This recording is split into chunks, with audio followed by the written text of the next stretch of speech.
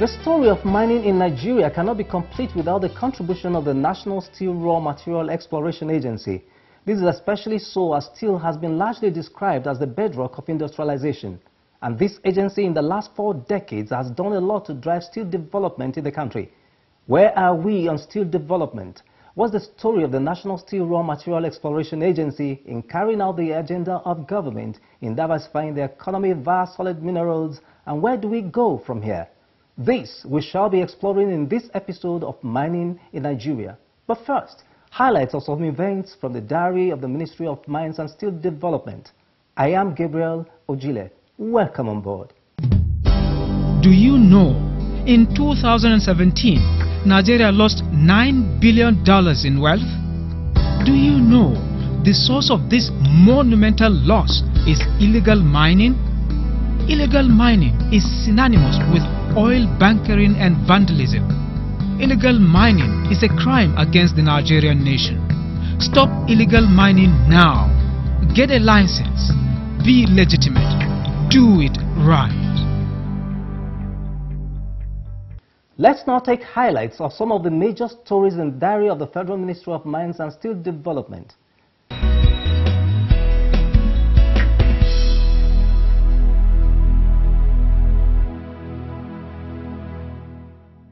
Former Minister of Mines and Steel Development, Dr. Fayemi, has attributed the success of his tenure to the strong support he got from his Minister of State, Buhari, immediate past and present permanent secretaries and other members of staff of the ministry. He said nothing could have been achieved without teamwork which they exhibited.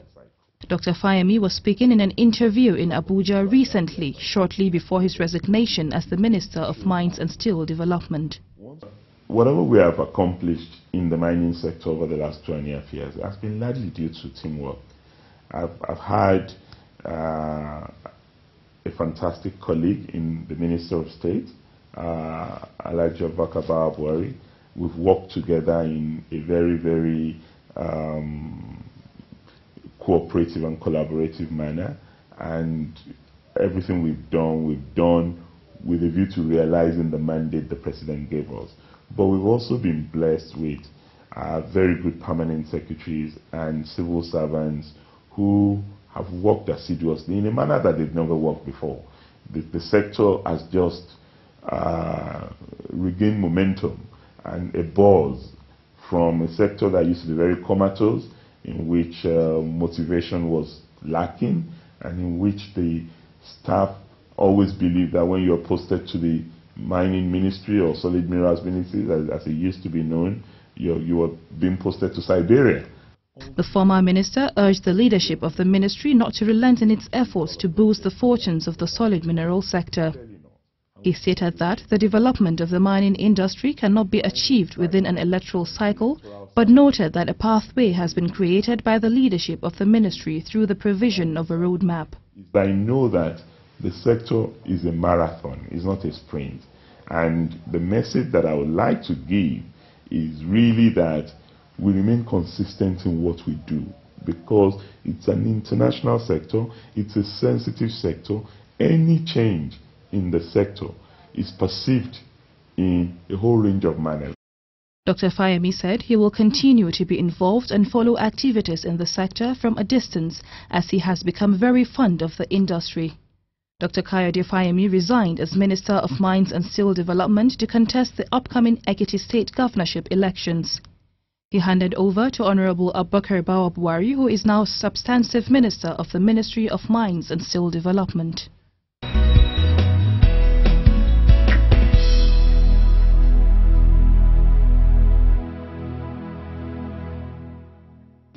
A global gold trading company, Wishbone Gold plc, has officially indicated its interest to invest in Nigeria's gold industry and will focus on refining and trading. The company is listed on the London Stock Exchange. At a formal presentation before the Minister of Mines and Steel Development, Honorable Buhari, and heads of agencies and departments, a delegation of the company, led by its Chief Executive Officer, Richard Polden, says the company, if given the opportunity, will drive the development of Nigeria's gold industry. Polden said that the company will take advantage of the huge scale of artisanal gold mining in Nigeria and put in place a system that would ensure a win-win situation for Nigeria, the artisans and the company. We need to change the processes, but we also need to have an education program to ensure that those processes don't get reintroduced. Because if I come back to the artisanal miners being our friends point, I don't think any of them would willingly murder their children. It's just that nobody said you shouldn't be burning off the mercury in your kitchen where your wife is cooking the food. That has to be explained. So we see this as, I separated it into the three stages: the refinery, the artisanal mining program, and then the security program, which has to overlay all of these. Now, it's a much bigger question to say, how are we going to address the illegal mining issues alongside the artisanal program and alongside the refinery? Because the refinery is no good if it's getting feedstock from illegal miners. We don't want to encourage that. And so we need the feedstock to come from approved sources. The security expert of Wishbone, Simon Mann, spoke on security matters and explained how they intend to share their experiences from other climes. Whether it's highly mechanized and technological, or whether it's very basic. In his remarks, Honorable Abubakar Bawa-Buhari said he is looking forward to having Nigeria's first major gold refining plant, pointing out that he is convinced that the company was ready to do business in Nigeria. You have a role to play, and on our side we have a role to play, and depending on how we take up our roles will determine the success of this program. But for me, I think I'm on the same page with you on this program, and they've demonstrated this, that after just 2 weeks of discussions you are here in Nigeria, and on the presentation you've covered all the areas of concern when it comes to mining, especially the behavior of the artisanal miners, and of course the refinery. We've not experienced that yet, and we are welcoming that establishment of the refinery. Some major talking points of the proposed investment include increased gold yields for artisanal miners, environmental protection, security, employment generation, and increased revenue to government from gold.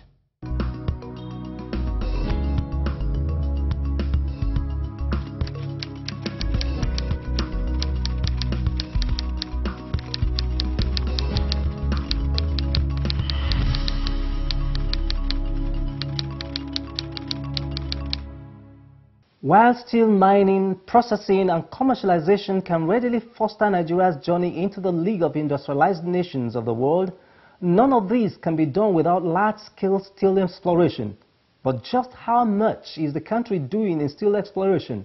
How much of that is being done at the National Steel Raw Material Exploration Agency? We'll find out in our next segment on the issues.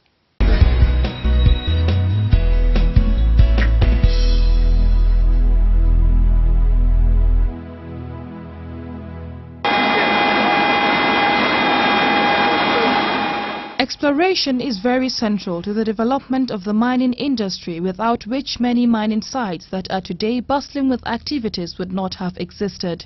Exploration makes possible the discovery of mineral deposits and their exploitation. This explains why the National Steel Raw Materials Exploration Agency plays an important role in the development of the mining sector in Nigeria. It was incorporated in 1992 with its headquarters in Kaduna. Its mandate is principally that of exploration, which means its job begins where that of the Nigerian Geological Survey Agency ends. We carry out exploration for steel raw materials. We start with reconnaissance survey. We go to the, like I said, NJSC has identified areas of mineralization. So we go to confirm what is actually there. We carry out reconnaissance survey, traverse hundreds of kilometers to do the topo survey, see all the features there, see the outcrops, see the all the features that are there, so that we can, it will enable us to plan how to go about the detailed exploration. The agency is engaged in 4 major activities, namely reconnaissance survey, planning, geological mapping, and drilling operations. Exploration is an extensive activity that involves movement of heavy machinery and people to sites identified to be potentially rich in mineral resources. Thankfully, the agency is equipped with skilled personnel and machines needed to do this. After the geophysics, if it is not deep-seated, we can just do some pittings and trenchings. Like for instance, recently in the case of Mambila, where we did the Mambila bauxite exploration, we didn't have to drill there. We just did pittings and trenches because it's not deep-seated. We can pit up to 7 meters, 7-8 meters. But in areas where it is deep-seated, you may have to drill. Like in Amasyodo Coal, we drilled up to 300 meters. You can drill beyond that. We can drill the rigs we have are multi-purpose and can drill up to 1 kilometer. Can drill up to 1 kilometer beneath the ground. Yes. So if we have to drill, then we now come back, because it's very expensive. Even mobilizing this equipment to the site is expensive. That is why we start step by step. From the cheapest method we go on. So drilling is the most expensive of the methods. A geophysical investigation is a critical part of the exploration process. It is carried out to find out if the minerals are deep-seated or at a shallow depth. This investigation determines whether or not drilling is required. The Department of Geological Services in the National Steel Raw Material Exploration Agency houses the geophysics unit that oversees this process. The geophysics unit, which is basically a unit that is used to unravel or to study the subsurface of the ground, and that helps the geologists very well in their reporting. Then we have, apart from the geophysics unit, we have the survey unit, the survey stroke GIS unit. That one is in fact, they are the people that do the first bulk of the work, because they prepare the topographic map of the area, they lay out profile lines for what the geophysics, for the geophysics to work on. Getting viable samples from sites is not an easy task, especially if the minerals are deep-seated. Heavy-duty vans and trucks are used to move the drilling rigs to the site where minerals of interest are discovered. The purpose of prospecting is to ascertain the commercial viability of the discovered mineral. Samples are then brought to the agency for testing and analysis. The analysis goes through a chain of processes at the laboratory towards determining the viability. The geochemical content of it, we are after the mineralogical content of the sample. That's the O. When we say O mineral is a mineral that contains high enough, when I say high enough, I mean enough elements or compounds that can be extracted at a profit. Drilling operations are perhaps the most expensive within the work chain of the agency. Before such an operation can begin, a lot of activities must be carried out. The agency must first carry out a security assessment of the area, liaise with leaders of the host community, and construct access roads for movement of their operational vehicles and equipment, especially the tire-mounted and track-mounted rigs.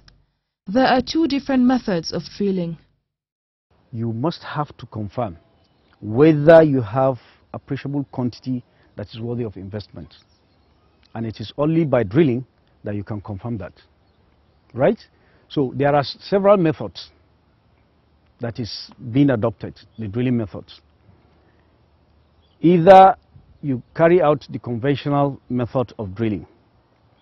The conventional methods where you have all your geologic beds that are hosting the mineral going at 90 or almost 90 degrees. Then you do what we call conventional drilling. You do it at 90 or near 90 degrees. But where you have the beds or the host rock carrying the minerals are inclined, then we now adopt the method of inclined drilling. Drilling operations carried out by the agency involve the collection of cores. Cores are candle-shaped bars collected from a particular drilling area, tested and analyzed to tell the quantity and quality of minerals in that area. Each one collected from each drilling point is properly catalogued in a core box and documented to distinguish minerals existing at different points and depth according to their properties. The operations of the National Steel Raw Material Exploration Agency have yielded results over the years. Its success stories include exploration and discovery of the iron ore deposits in Itakpe that led to the establishment of the Ajakuta Steel Company Limited. Exploration for the discovery of limestone deposits in Obajana, currently mined by Dangote Cement Company Limited. Limestone exploration for Yobe Investments. Exploration for massive coal deposits at Lafia Obi in Nasarawa State, and iron ore exploration in Kujeni, amongst others. The job of the National Steel Raw Material Exploration Agency is also very important for the planning of mining operations. Such field and laboratory analysis help determine earth formations, the water level beneath the earth's surface, and the possible dangers that may be encountered by miners. The goal is to help them determine the mining method to adapt. That drilling helps us to understand the formation of the ground, because you can see the different layers beneath the ground, and if there is any other things like maybe like gas or water beneath, we'll be able to identify it. All that will support our mining study. The mining study helps us to advise the miners on the best method to use in mining, what to expect if there are any dangers of gas eruptions or water. It guides the miners, the type of equipment to use, the type of mining to use. This much was elaborated by a geotechnologist at the agency. Once you are entering a mine, I think you don't just go into a mine, you create an adit or a shaft through which you pass into the mine. Now you have to make sure that the adit is properly created, as in you must handle parameters like slope stability and retaining walls. You don't just enter into the mines like that. You have to make sure that the adit and then the walls of your mines are properly studied so that you know whether to protect them using timber bars or what to reinforce the walls as well as the floor. There are some mines that once you go into them, the first problem you encounter is water ingress. So with our studies, we'll tell you the rate and ease with which water will penetrate into your mine, and then we'll tell you we'll determine the characteristics of the floor and the roof of that mine so as to protect against the loss of life and materials worth millions. The National Steel Raw Material Exploration Agency has been retooling in the last 2 years. This has enabled the agency acquire modern standardized equipment in a bid to boost its capacity and make it carry out its duties efficiently. Already, results reached at the agency's laboratories are in consonance with what is arrived at in other renowned mineral analysis laboratories across the globe. With an ISO certification amongst other requirements, more recognition and confidence will be achieved. We still have other equipment, like I said, the world has moved on. We still have other equipment that we require, and we also need to continue with the exploration. We need funds to sustain the exploration so that mining activities will be, will be boosted in the country, because the exploration helps to give the necessary geoscience data that will entice big-time miners to come into the country. So I want the government to support this agency to continue with the exploration activities and also support us with the necessary equipment that we require, which we tendered in our budget.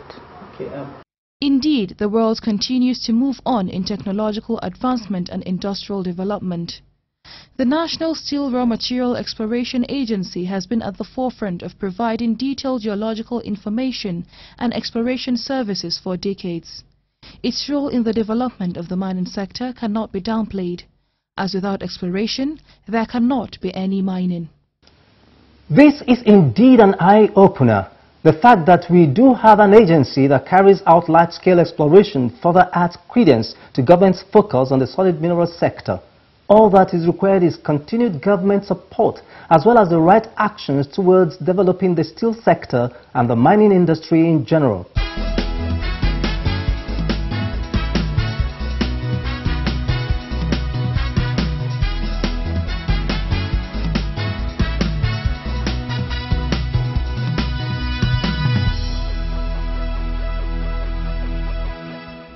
Australian iron ore producer Fortescue Metals Group is going ahead with its plans to build a new $1.3 billion mine in the Pilbara region, which will lift the grade of its biggest customers, China.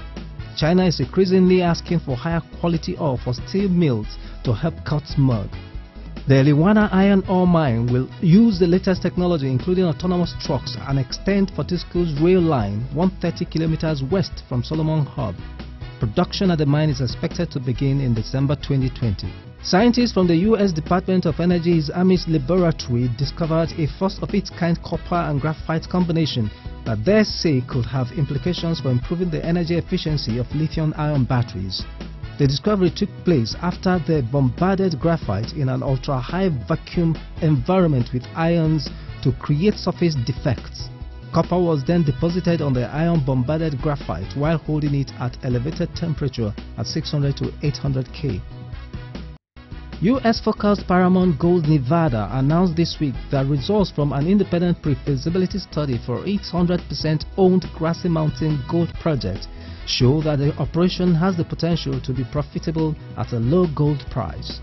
The firm's president and CEO stated in a press release that the PFS clearly shows the Grassy Mountain is a mine worth building. The results demonstrate a low-cost operation that would deliver exceptional cash flows over its mine life at the current gold price.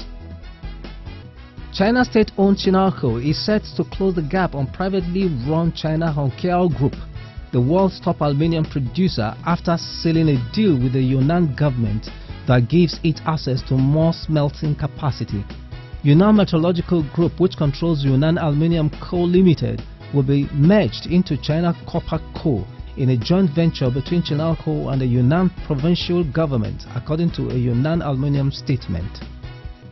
Russian automaker Avtovaz said it will continue to buy aluminium from sanctions-hit Rusal, but was looking for alternative sources in case it has to wind down business with the world's biggest producer of the metal.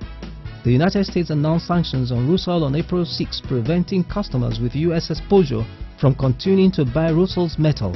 The U.S. Treasury Department later moved its deadline to October 23 from June 5th and said it could lift the sanctions if Rusal's major owner ceded control.